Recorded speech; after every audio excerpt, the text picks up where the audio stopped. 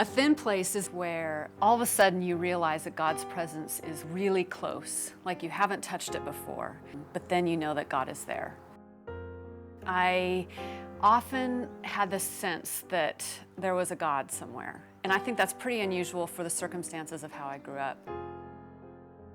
Two boys would come and pick me up, and then they would take me out in the woods. I would watch those big evergreen boughs, and I would just stare at them while they were doing their act as a way of escape. I was a little adult at 5 in a little kid's body.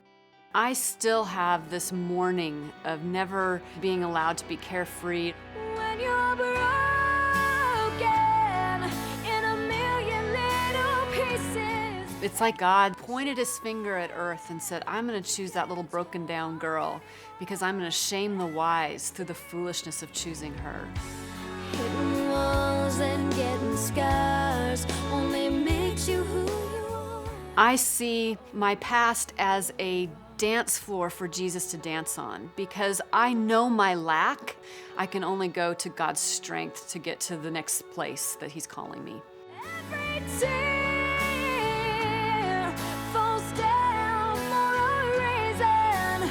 Don't you stop believing in yourself. When I turned 15, here I was under another huge evergreen tree, whispering out a prayer to the Almighty. And I think that's why I know him, because I needed a dad that would never go away. When you're broken. As God heals us and comes near during those thin places, he peels away another layer, and we have to forgive one more time.